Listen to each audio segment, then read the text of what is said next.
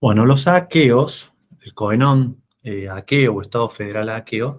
es el segundo ejemplo, cual podemos hablar con cierta propiedad durante el periodo helenístico, quizá no tanto por la relevancia que tiene en cuanto a evidencia disponible el corpus epigráfico, es decir, tenemos muchísimas menos inscripciones para conocer el funcionamiento institucional, las características jurídicas, administrativas, etcétera, del Covenón aqueo que con respecto al etolio, pero sí puede rivalizar en conocimiento respecto al etolio por el conocimiento histórico que tenemos, sobre todo gracias a que hubo un importante historiador griego de época helenística, Polibio de Megalópolis, que además de ser nacido en Megalópolis, en Arcadia, fue y haber viajado, haber vivido en Roma durante 17 años y ha escrito su obra famosa, su famosa obra histórica.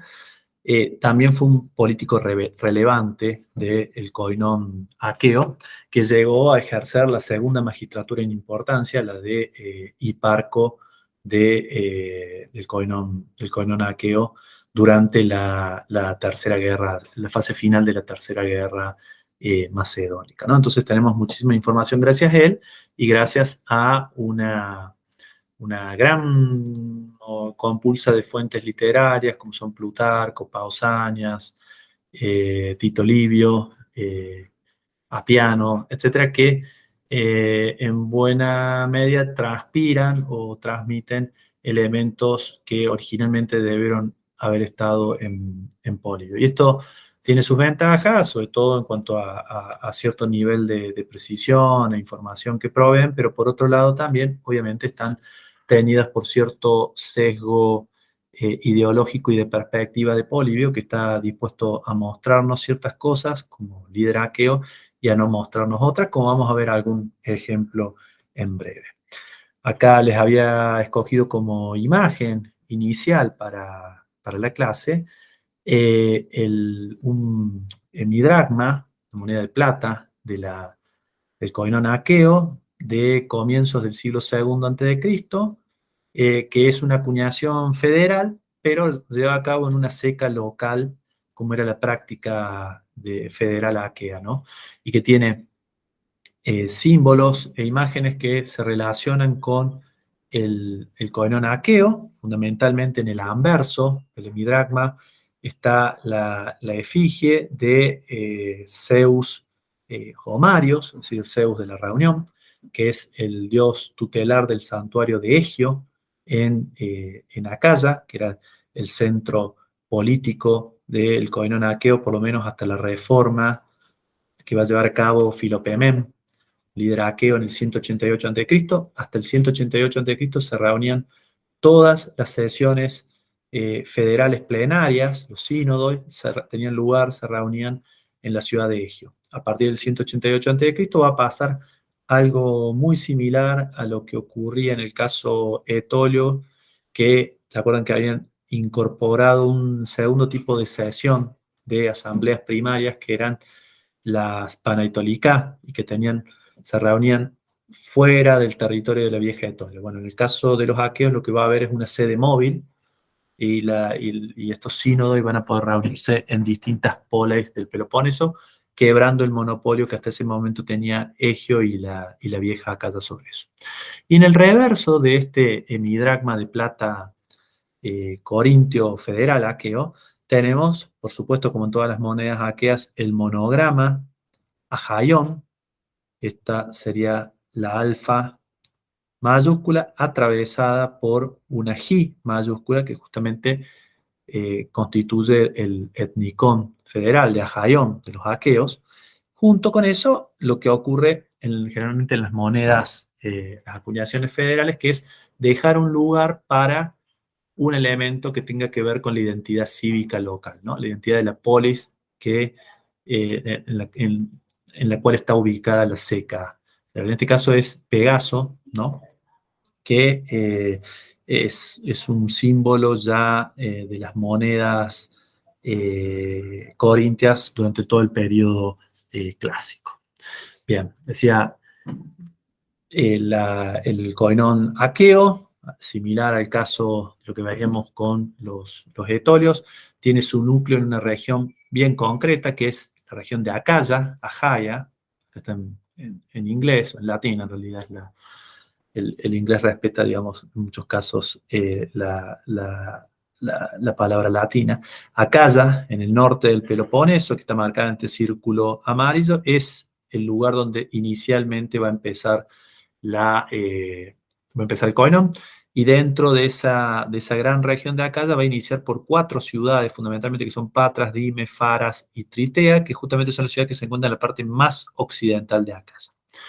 El año 281, 280 a.C., va a tener origen el coinón helenístico aqueo, ¿no? Eso lo plantea Polibio en el libro segundo de sus historias. Sabemos que hay ciertas referencias e indicios sobre la existencia de un coinón aqueo por lo menos en el mediados del siglo V antes de Cristo, pero sobre lo cual hay muchísima discusión, porque, bueno, hay ciertas evidencias, por ejemplo, en Tucídides, en la guerra del Peloponeso, de cierta acción independiente entre las polis aqueas que supuestamente formarían parte de ese coinón. Y había un debate bastante grande, sobre todo entre Catherine Morgan y Jonathan Hall, que tienen, dos historiadores, arqueólogos, que tienen un artículo sobre la cuestión del temprano coinón aqueo de época clásica, y Frank Wolbach, el gran especialista en Polibio, sobre todo a partir de cómo interpretar el lugar del templo de Zeus Homarios en Egeo, pero también cómo interpretar algunas referencias históricas, como por ejemplo la colonización aquea, entre comillas, en el sur de Italia, ciertas referencias históricas a la adopción de elementos constitucionales aqueos por ciudades del sur de Italia en la época posterior a la quema y destrucción de los colegios pitagóricos, cuando se produjo una situación de estasis en el sur, y que todo eso lo refiere Polibio en el libro segundo. Bueno, hay muchísima discusión al respecto, pero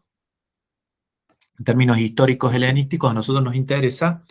que si ese coinón clásico existió, hay una referencia clara a que fue disuelto hacia finales del siglo IV a.C., y que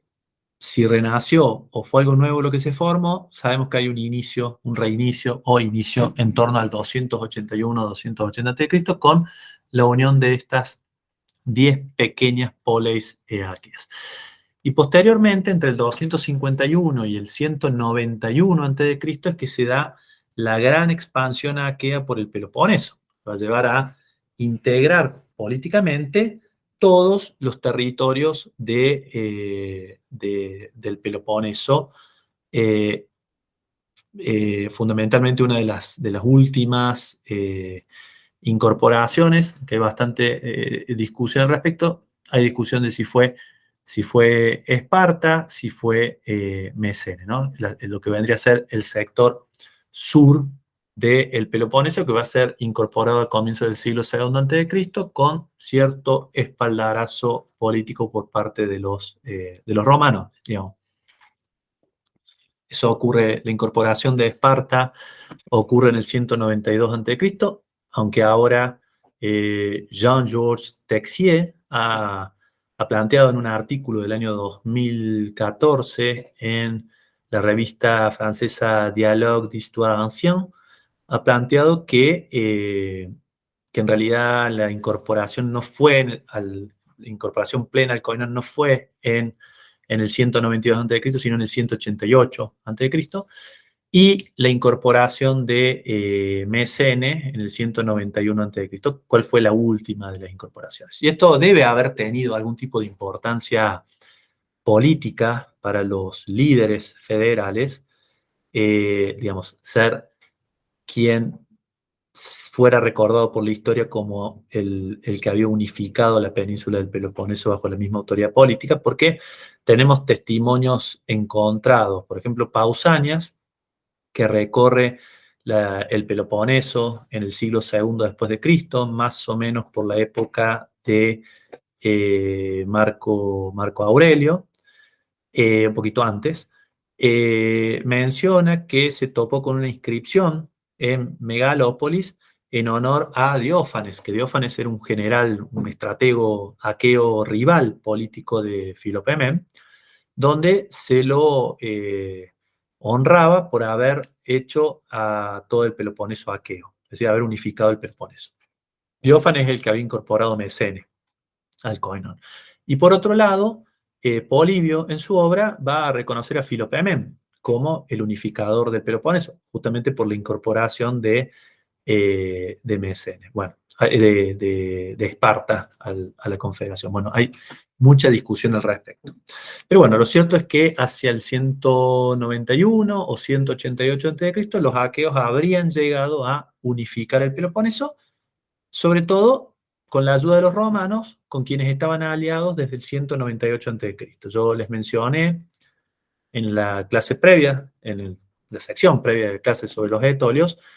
que los aqueos estaban incorporados, estaban aliados dentro de la Liga Helénica, formada por Antígono Doson y consolidada bajo Filipo V, ¿no? En el 198 van a romper esa alianza en medio de la Segunda Guerra Macedónica y se van a aliar con los romanos y van a obtener grandes ganancias territoriales y además se van a volver uno de los aliados principales de Roma en territorio griego por cerca de 50 años, ¿no? Con ciertos altibajos, sobre todo en la década previa a el enfrentamiento final en el año 146 a.C. entre los aqueos y los romanos y la disolución política del Koinón tras la derrota de los aqueos a mano de los romanos en el 146, ¿no? Bien. Pero algo que aparece en estas fuentes literarias, nosotros tenemos una gran ventaja en el hecho eh, de, de disponer de Polibio y todos aquellos autores que siguieron a su obra, porque nos proveen muchísimos elementos históricos, nos proveen muchos datos, nos proveen cosas que no tenemos, por ejemplo, para interpretar la historia interna del Koinon Etolio. Pero por otro lado también, esos hechos históricos transmitidos por Polibio y por lo que yo en algún momento denominé como la historia oficial aquea, ¿no? Que viene en todas las fuentes que retoman, citan a Polibio, como son Tito Livio, como son Pausanias o Plutarco, es que tenemos un sesgo evidente en la interpretación. Y ese sesgo evidente parte de la idea, Polibio, de que la expansión de los aqueos por el Peloponeso fue un hecho relativamente pacífico y en última instancia aceptado por las comunidades del Peloponeso, ¿no? Y acá tiene un extracto del libro segundo, capítulo 38 de las historias, ¿no? En el que Polibio dice: entre los peloponesios hubo algunos que lo eligieron libremente, ¿no? Unirse al Koinon aqueo. A muchos les atrajo su poder de persuasión y su racionalidad. Otros, en fin, se vieron obligados a adoptarlo, pero sus rasgos hicieron que estos, que se habían visto forzados, lo aprobaran inmediatamente, ¿no? Es decir, hay quien fue obligado, termina aceptando, pero de todas formas quienes fueron obligados fueron los menos. Y a través de otros registros de fuentes y a través de algunos indicios que uno puede extraer en una lectura a contrapelo de las fuentes, las fuentes literarias que forman parte de esa lectura, si se quiere, edulcorada e integradora de Conan, que uno puede encontrar evidencia de que, lejos de ser solamente una expansión pacífica, también implicó una coerción por parte del Koinon aqueo sobre las comunidades locales del Peloponeso y en muchos casos también rediseño político, ¿no? Interno. Es decir, que los aqueos no se habrían limitado simplemente a integrar, sino que habrían ejercido violencia y en ese ejercicio de la violencia habrían establecido una suerte de modelo de rendición y concesión, como ponían en práctica los imperios antiguos, al menos del imperio persa aquemenida en adelante, también el imperio naval ateniense, como fue analizado de forma bastante clara por John Ma en su momento. Esto es un pasaje de una inscripción que la gran mayoría de los comentadores y autores ubican temporalmente en el 234 a.C. Es una homología, es decir, es un acuerdo por el cual la polis de Orcómeno en el Peloponeso, en Arcadia, acepta o se incorpora al koinón aqueo, ¿no? Y se establece una serie de medidas, digamos, entre los considerandos de la inscripción de esta homología. eh, los orcomenios tienen que aceptar una serie de cuestiones y se tienen que solucionar una serie de conflictos previos que tiene Orcómeno, ya sea al interior de su cuerpo cívico o con sus vecinos que ya forman parte del koinón aqueo, es decir, tienen que entrar pacificadas, ¿no? No conocemos exactamente las condiciones en las cuales Orcómeno entró dentro de la Confederación, pero hay dos líneas que a mí me parecen particularmente interesantes, ¿no? Dice, de los que tienen una parcela de tierra o una casa en Orcómeno, desde antes que se volvieran aqueos, es decir, de antes de que los orcomenios ingresaran al koinon, no podrá venderla durante 20 años, ¿no? Y uno puede preguntarse por qué la prohibición de vender tierras para un ciudadano orcomenio que se ha vuelto aqueo, ¿no? Me parece a mí que la interpretación más clara al respecto tiene que ver con que la garantía de estas propiedades, de estas tierras y estas casas que han recibido, tienen que estar relacionadas con la presencia de colonos, ¿no? Porque nosotros sabemos que el otorgamiento del derecho de comprar tierra, la entesis, es una prerrogativa siempre local. En el caso de Aqueo sabemos que eso lo otorgaba la ciudad, no lo otorgaba, y el derecho de ciudadanía lo otorgaba la ciudad también. Entonces, tiene que ver con alguna presencia de colonos introducidos a quienes se garantiza la entesis, es decir, el derecho de propiedad de la tierra y de venderla, y se los conmina al mismo tiempo a quedarse en la ciudad como apoyo local por al menos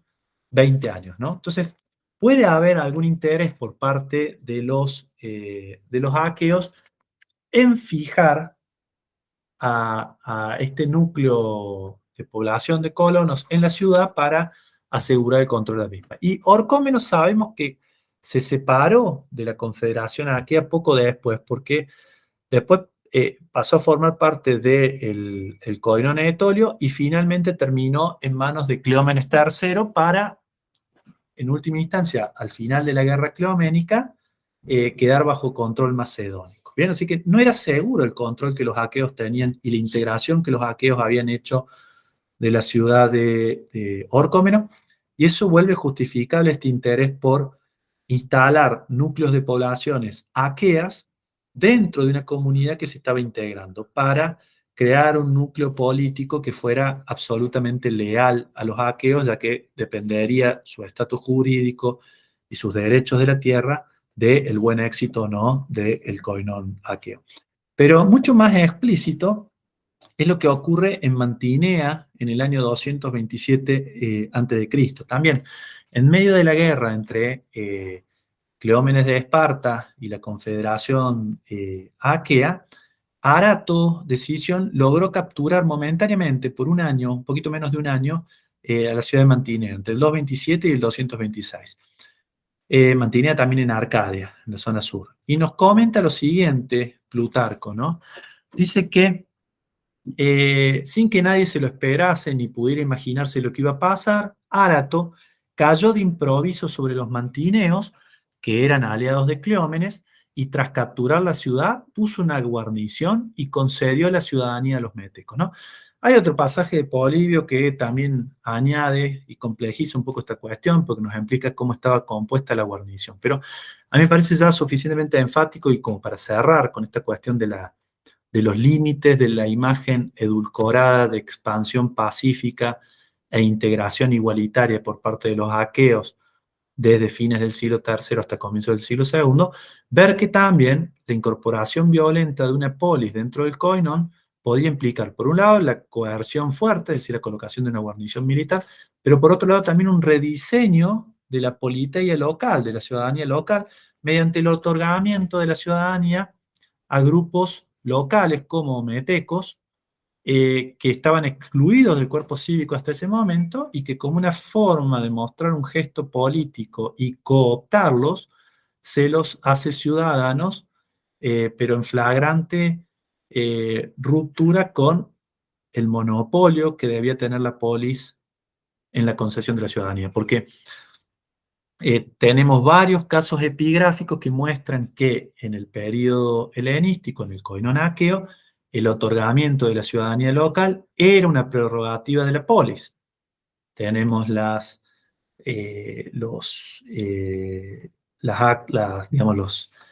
ventas de ciudadanía en Dime, en la zona occidental de Acaya. Tenemos la lista de bajas de la ciudad de Epidauro, en la Argólide, al final de la guerra aquea, en el 146 a.C., donde queda claro que hay residentes aqueos que no tienen la ciudadanía local, no están incorporados dentro de las tribus. En fin, hay como muchos indicios que muestran que lo que hizo Arato acá, en esta polis que estaba intentando incorporar el Conan aqueo, fue o implicó un fuerte rediseño local con una alta cuota de coerción. Bien, así que hay como que tratar de equilibrar la visión que tenemos sobre la Confederación aquea. Es decir, tiene una expansión, una integración relativamente igualitaria, pero hay junto con eso ejercicio de coerción, rediseño político local, etc. ¿Qué sabemos sobre las instituciones del Koinon aqueo? Bien, bueno, hay el famoso gran debate sobre las asambleas aqueas, porque en las fuentes literarias, sobre todo en Polibio, pero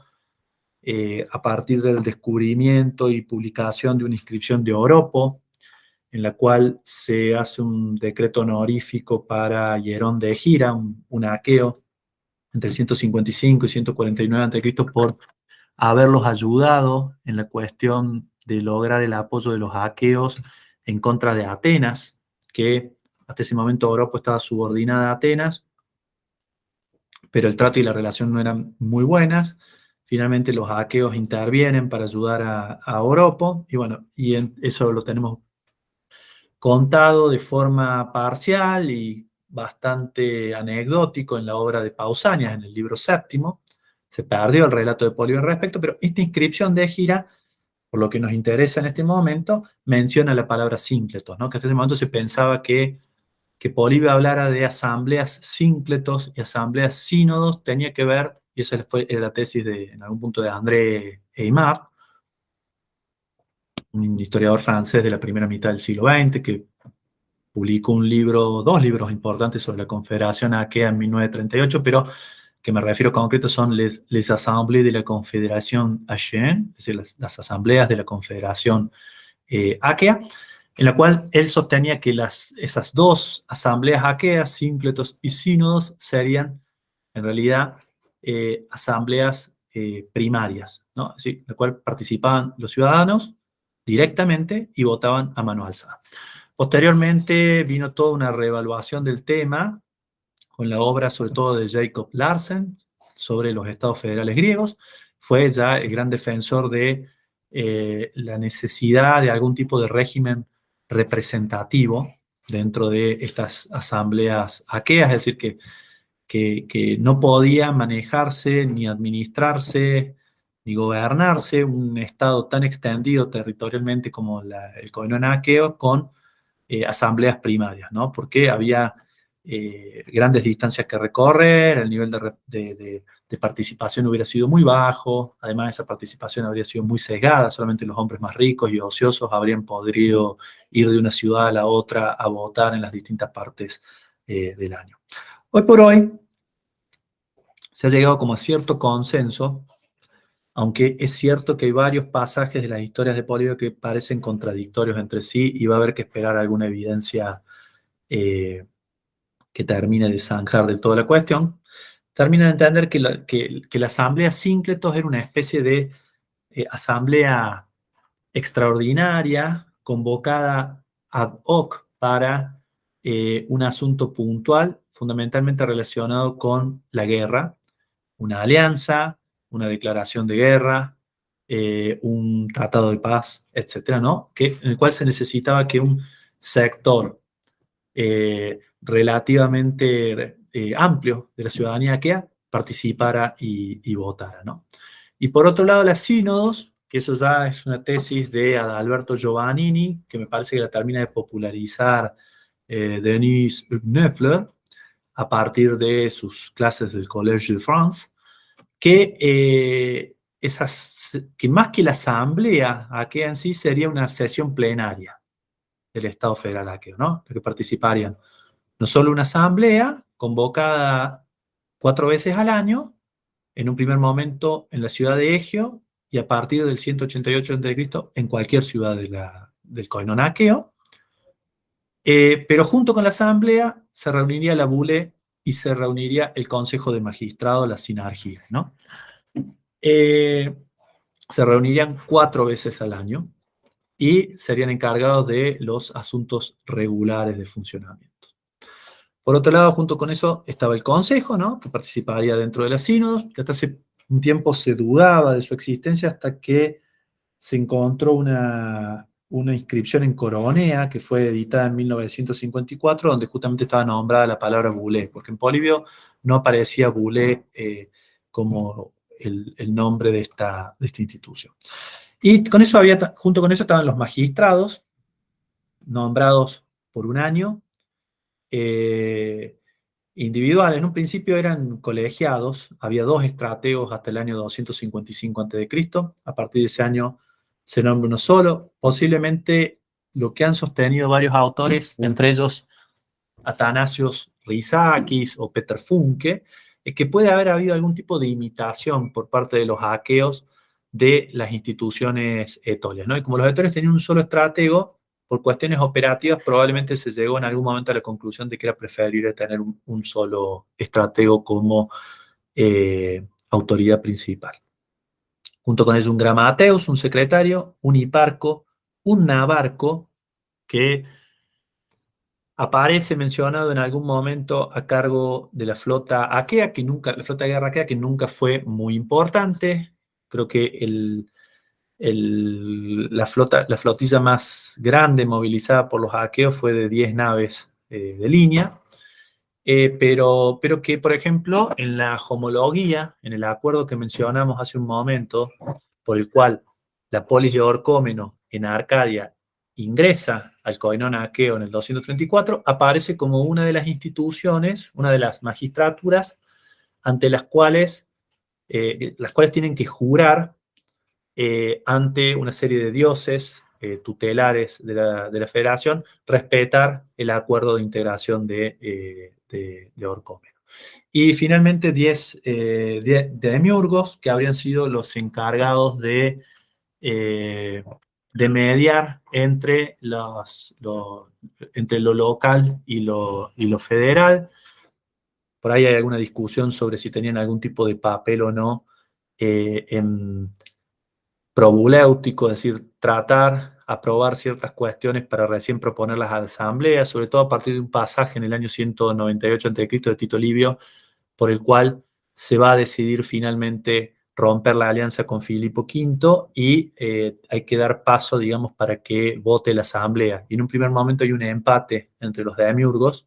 porque 5 están a favor de la alianza con Roma y 5 están en contra, y entonces no se puede proceder a pasar a votar en la asamblea, y eso genera como un conflicto bastante grande. Y todos estos estrategos conjuntamente habrían conformado la sinarquía, que eran los consejos que se reunían regularmente, los cuales están muy bien atestiguados epigráficamente, se reunían periódicamente y tomaban decisiones con respecto a la política que no podían ser reveladas, eran secretas, ¿no? Eso hay un pasaje bastante interesante en Polibio, en el libro 38, 39, durante la guerra aquea. Bien.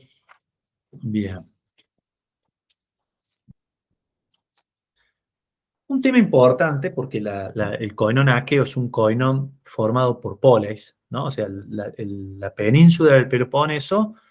tiene un desarrollo urbano y político muy antiguo. De época arcaica se desarrollan las primeras poleis en la península, lo cual le da un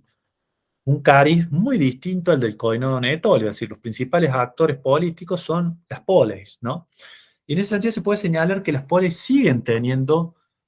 en mi opinión, una cierta entidad, digamos, esto dialogando con la famosa tesis de Adalberto Giovannini, que vimos en la clase general sobre los koiná helenísticos, donde él sostiene que no se puede considerar a los koiná helenísticos como verdaderos estados federales porque las poleis no tendrían autonomía, no tendrían soberanía, no serían, en fin, actores estatales, políticos. No habría dos niveles estatales, uno federal y uno local. Terminarían subordinadas a las polis. Pero aunque tiene muchos visos de verdad lo que sostiene Giovannini, habíamos nosotros recuperado el aporte de Chiara Lassagni de entender la importancia de el mantenimiento de la politeia, ¿no? Del ordenamiento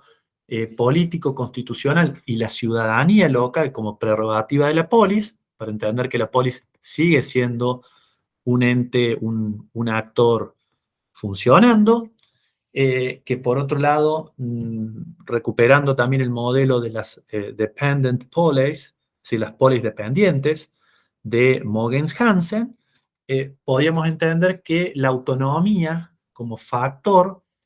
no era necesario para ser considerado una polis, ¿no? Que había históricamente de época arcaica polis que no eran autónomas, que dependían de una polis principal y no por ello no dejaban de ser consideradas polis. Caso concreto, por ejemplo, de las poleis periecas subordinadas a Esparta de época arcaica. Con respecto al otorgamiento de la ciudadanía, les decía, hay muchísimas inscripciones que muestran que sería una prerrogativa de las, digamos, si bien existe una ciudadanía federal y una ciudadanía local,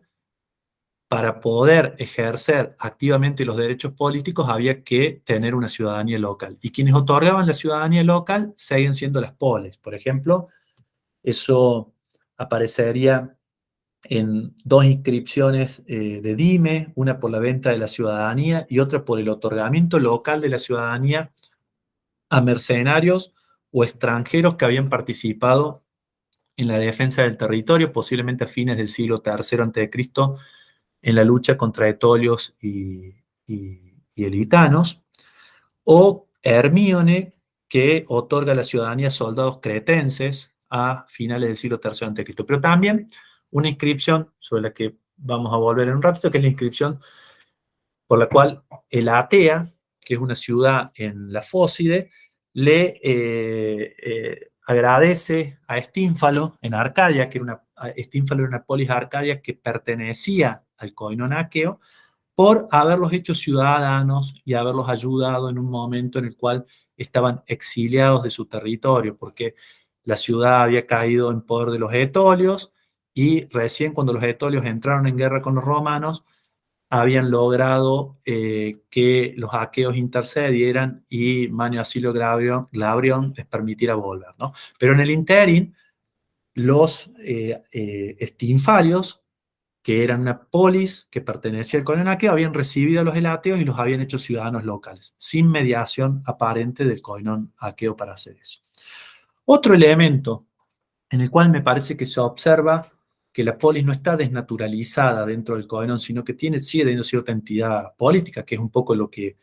sostiene Mogen Hansen con el modelo de las polis dependientes, que puede haber una situación de sujeción interna, de sujeción a una entidad política más grande, pero que en algún momento, si esa polis logra salir de esa situación de sujeción, vuelve a actuar como una polis, entonces que no está desnaturalizada como actor estatal, entre comillas, con capacidad de acción política, es el tema de las disputas territoriales y los arbitrajes entre las polis, ¿no? Y en tal sentido, la docena de arbitrajes que ha analizado Katia Harter-Wibopu y que publicó en el año 1998, en la cual poleis que pertenecen al coinón aqueo disputan por la tierra con sus vecinos que también pertenecen al coinón aqueo, y entre los cuales la política que adopta el coinón aqueo siempre es de prescindencia, es decir, no hay una interferencia fuerte, y que ahora,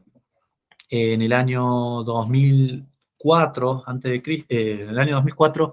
Petros Temelis, que es el gran arqueólogo griego que ha eh, explorado sistemáticamente el sitio de Mesene, helenística y romana,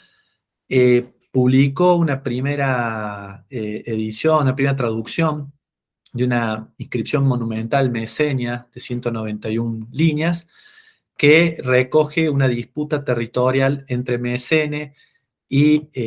Megalópolis, que debe situarse en el 182 a.C., cuando los mesenios acababan de ser reincorporados por la fuerza dentro del coinón aqueo después de una efímera rebelión, que entre otras cosas le costó la vida a Filopeamén de Megalópolis en medio de la campaña para reintegrarla, que la conocemos por Polibio, pero también lo conocemos por Plutarco y por Pausanias, a este conflicto, y que en el año 2012 Ana Manieto y Nino Luraghi han publicado una edición y una traducción de esa primera parte, de esas primeras 100 líneas, en la revista Girón, y que un poco les comenté en la clase sobre federalismo general, y les he compartido el texto en el aula virtual, pero ponen de relevancia la idea de que esa dimensión agonal de competencia permanente en torno a las fronteras entre dos polis, y competencia por los recursos, y competencia por la tierra, y competencia por la superioridad simbólica entre uno y otro, siguen existiendo aún dentro del coinón, y que es lo que me parece a mí particularmente notable. Y finalmente el tema de la acuñación de las monedas, ¿no? Que una de las cosas que muestran las acuñaciones federales aqueas, podría haber tomado también las acuñaciones de bronce, que son un poquito más tardías, pero esta acuñación federal de comienzo del siglo II a.C. es la coexistencia en esas monedas de la idea de koinon y la idea de polis, ¿no? Y uno lo ve, por ejemplo, en este midragma de Dime, en la zona occidental de Acaya. Tenemos a Zeus Comarios en el anverso,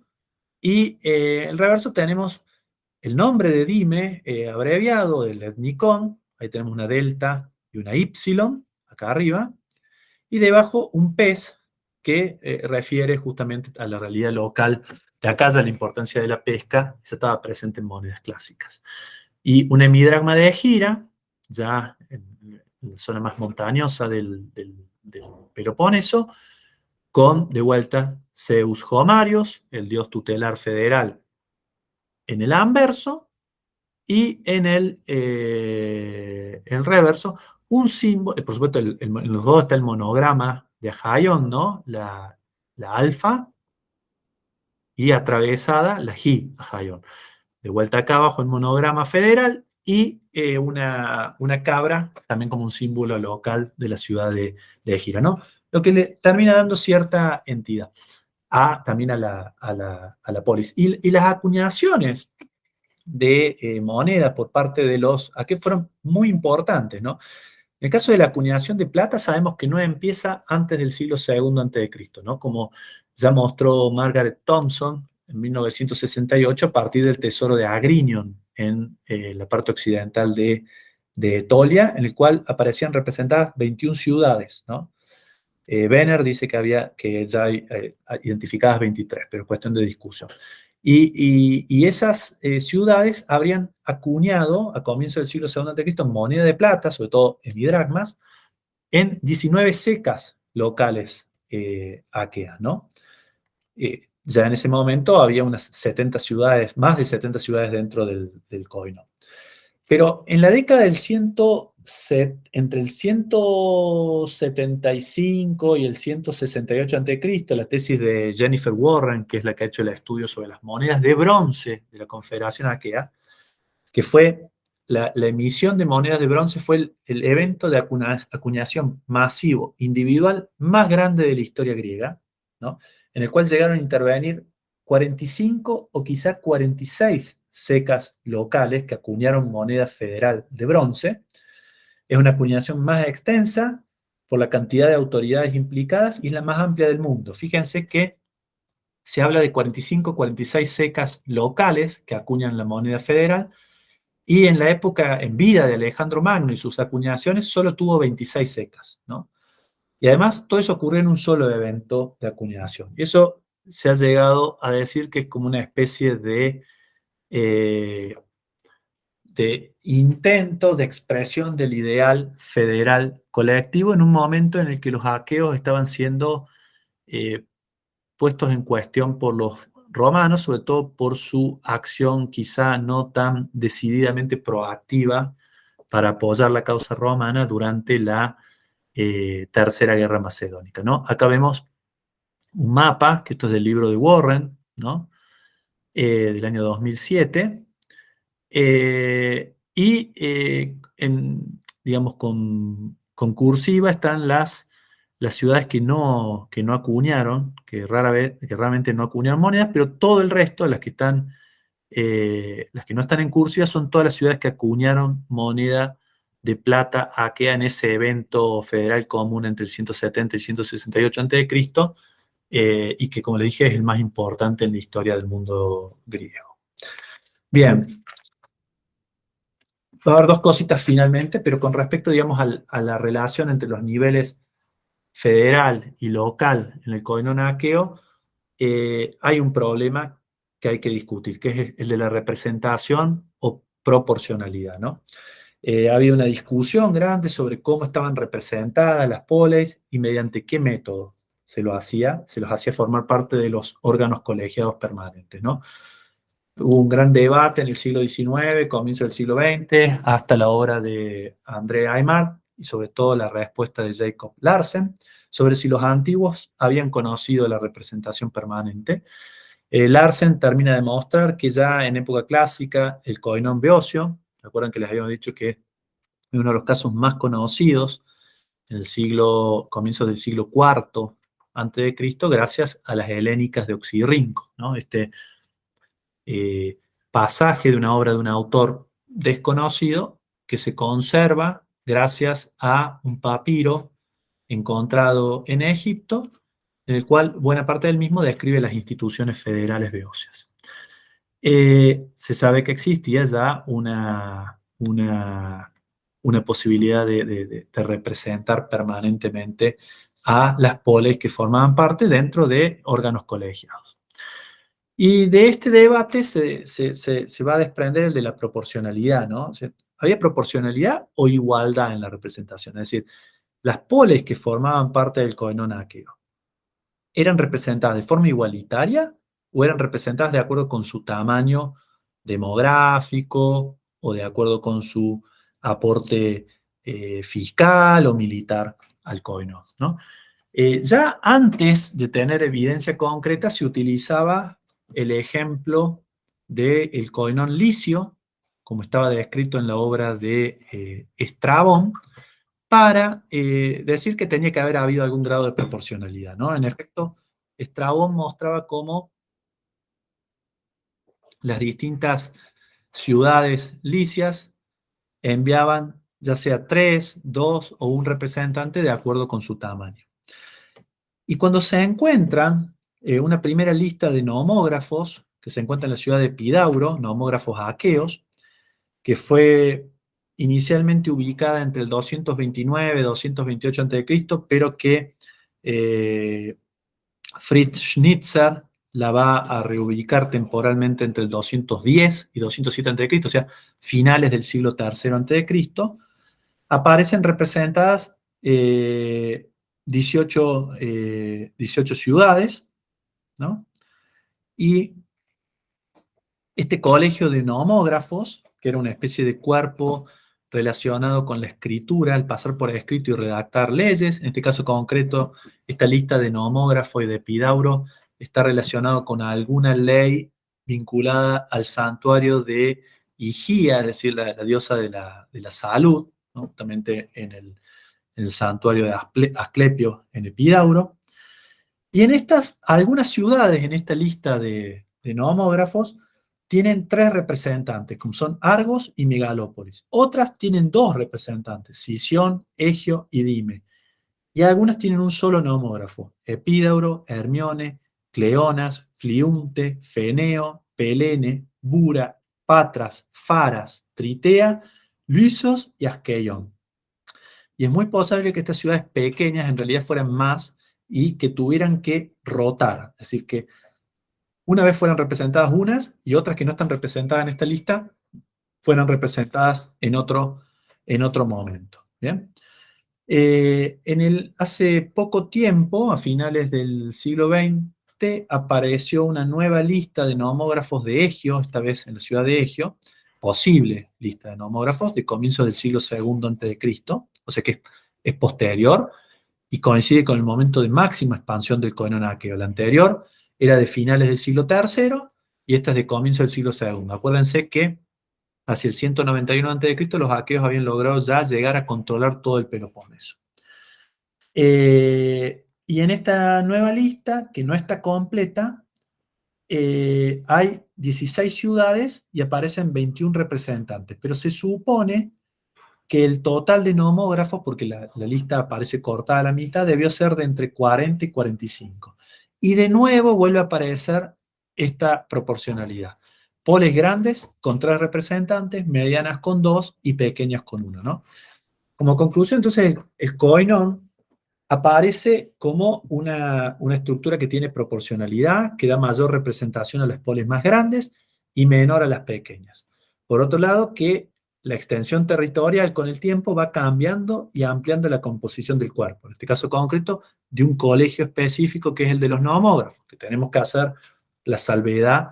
de que no sabemos qué tan importante era, no sabemos realmente cómo se elegían los representantes para esa institución y que entonces estamos trabajando un poco en tinieblas, pero hay un elemento para acordar con Schnitzer con respecto a que entonces hay proporcionalidad. Bueno, para cerrar con el coinón aqueo, podemos decir que el coinón aqueo fue una estructura estatal fuerte, con instituciones políticas centrales comunes, que favoreció la participación y representación de las polis miembros, que, sin embargo, retuvieron su carácter de polis, aunque subordinadas dentro del Estado federal. A modo de epílogo,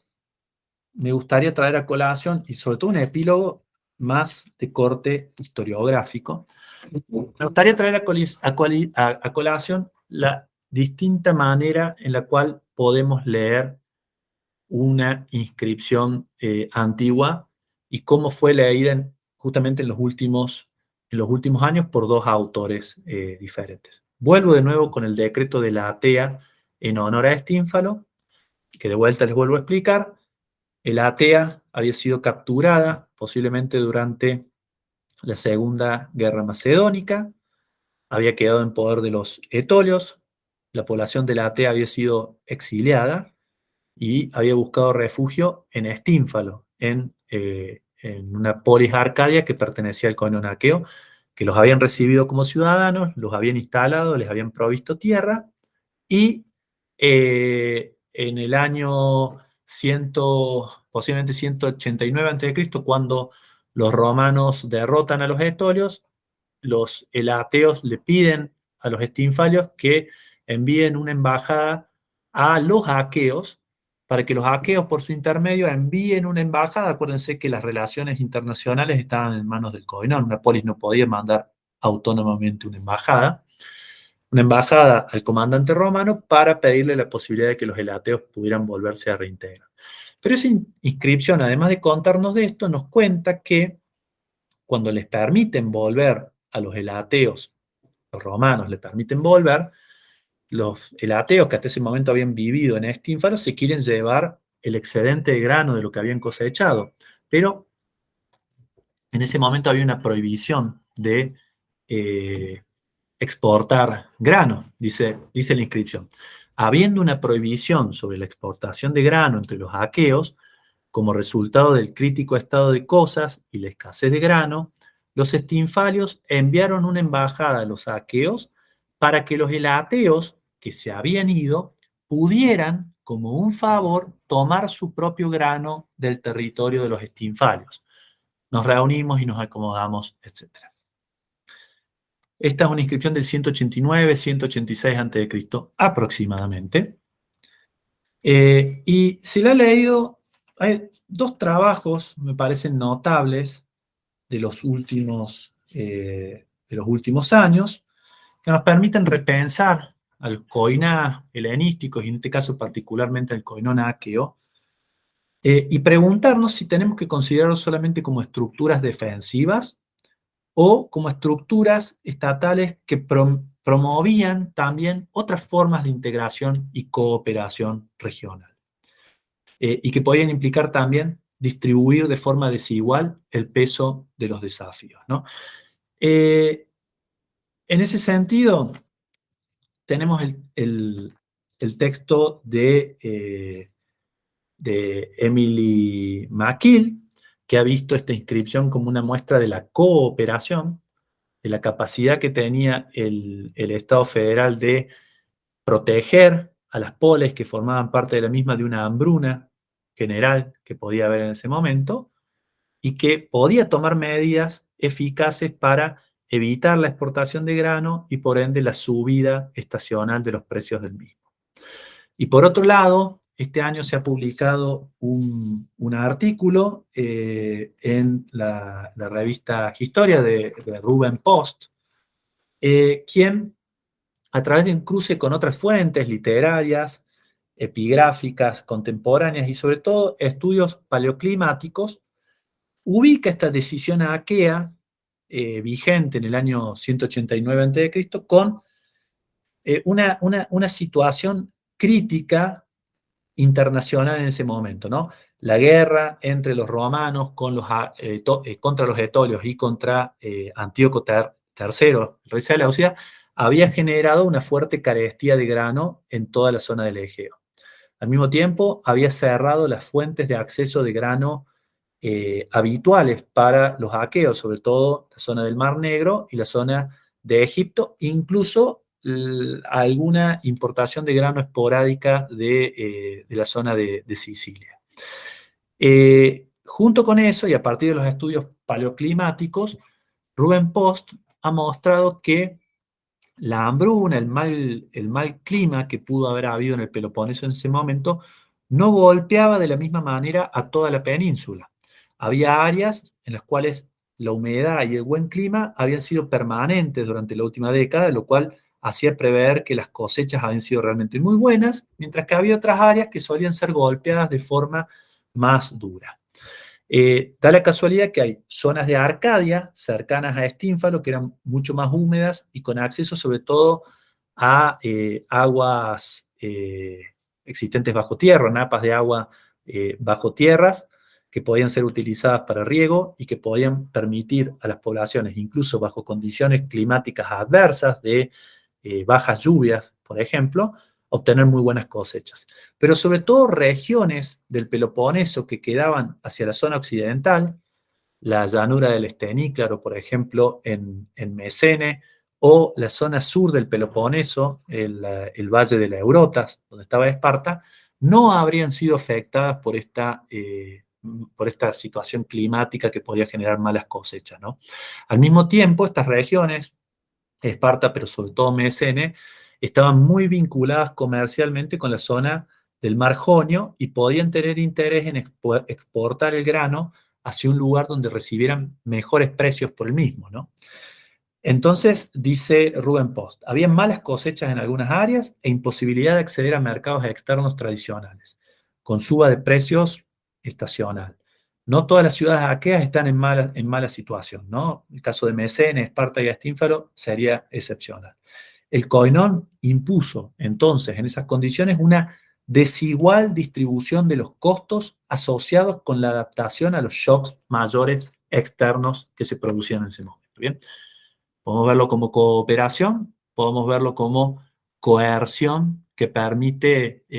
un bienestar colectivo en un momento en el cual podía haber actores concretos dentro del Peloponeso que no estaban tan interesados en vender su grano dentro del Peloponeso y podían estar buscando aprovechar las condiciones internacionales para exportar el grano a un mejor precio, ¿no? Las instituciones centrales del coinón aqueo en esa coyuntura debieron haber actuado, sin duda, de una forma bastante estricta. Y en tal sentido, y esto simplemente lo dejo planteado, no es raro que apenas un par de años después el coinón meseño buscara justamente separarse de la confederación del coinón aqueo. Bien, muchas gracias.